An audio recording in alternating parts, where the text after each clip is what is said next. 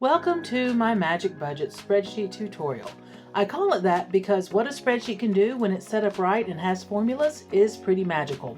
While anyone can benefit from budgeting and keeping track of their money, I'm gearing this towards college students because most college students are working with very limited income and need an easy and free way to make sure they're keeping within that income. To get started, scan the QR code in the upper right corner or type in the bit.ly link in the lower right corner to take you to the spreadsheet, which is already set up with the magic formulas. If you're following me step by step, you'll probably need to pause and maybe rewind it from time to time. First, you'll want to make this public spreadsheet your own private spreadsheet.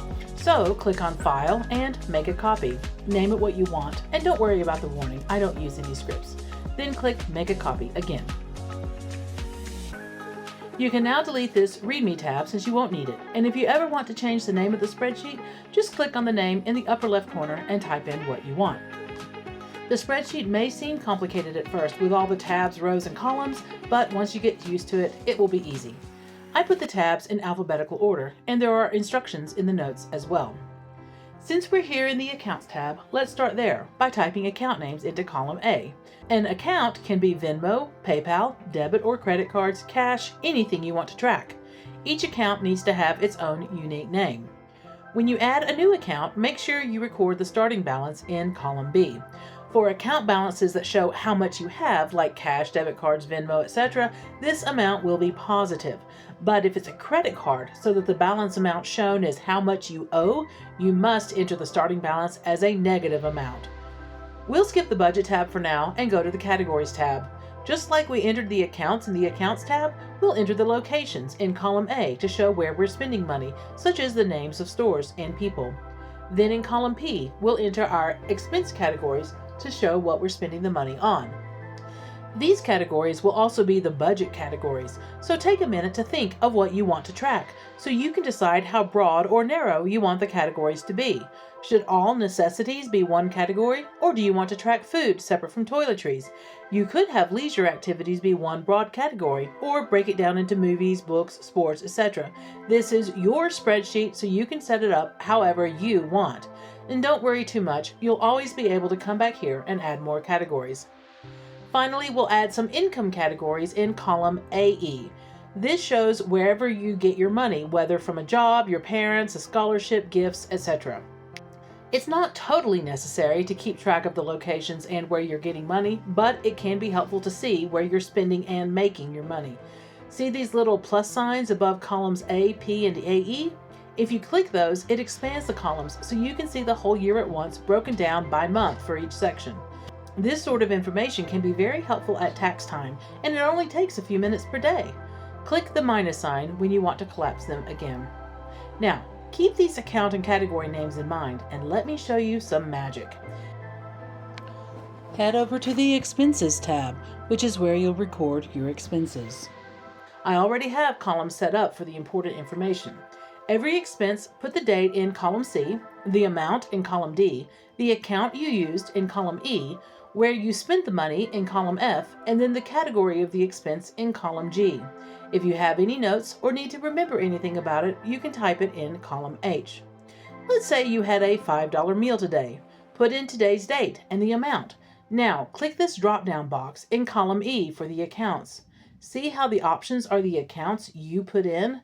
That's the magic of data validation. I set it up so the only options you can have in column E come from the accounts you put in the Accounts tab. We'll say you used Venmo for this. The next column is the location, so you'll pick where you bought the food. And finally, we'll choose the expense category of food so we can track that in our budget. Anytime you add a new account, location, budget category, or income, just add it to your list in the Accounts or Categories tab, and it will automatically pop up as an option in these boxes. One last thing to show you about the Expenses tab. Do you see these little check boxes in column B on the left? If it's unchecked, that means you've made the transaction, but it hasn't gone through your bank or credit card yet. It's pending. The Income tab is very similar to the Expenses tab, and this is where you will add any money that comes in, whether it's your paycheck, money from your parents, friends paying you back for something, etc. Going back to the Accounts tab, if you look at the two rightmost columns, you'll see that little plus sign again, showing you can expand them.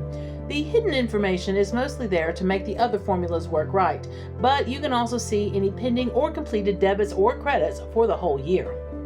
To make sure you are correctly tracking all your expenses and income, you will need to check your accounts or count your cash and make sure the current total on the account matches what the spreadsheet says you have in column C. If it doesn't match, you'll have to figure out why. Going back to our $5 meal, what if you just bought it, so you entered it into your spreadsheet, but your bank doesn't process the transaction for 2 or 3 days? That can make it hard to balance your accounts. So we keep pending expenses separate in column D for things like our $5 meal, and finally available balance, which shows you what your accounts will be once everything has cleared. This way, if your bank says you have $20, but you know you've spent some on a meal, you can see what you really have available for spending, so you won't overdraw your account. Now for the Budget tab. This is where you're going to set up how much you want to spend on each of your categories month by month. The budget categories in column A actually come from the Categories tab. See how if I put in a new entry in the Categories tab, it will automatically show up in the Budget tab? Now, click on the plus sign above column E and it will expand to show the budgeted amounts. Right now, they're all 0, but you can change them. The budget amounts are all independent in case you need to budget for different expenses some months. For instance, paying for books at the beginning of the semester. You'll type these amounts in manually, but if you want to have the same amount for every month, like a regular budget for food or housing, just copy and paste it all the way across. We can collapse that, then click the plus over column S, so you can see month by month how well you did staying on budget.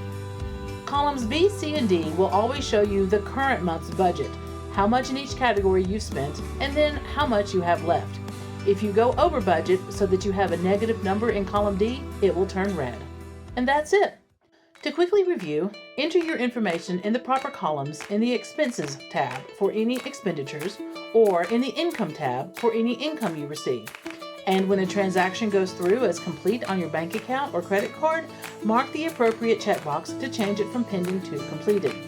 In the Accounts tab, you can add new spending accounts and check your current and available balances. When you set up any charge accounts with a starting balance, use a negative number.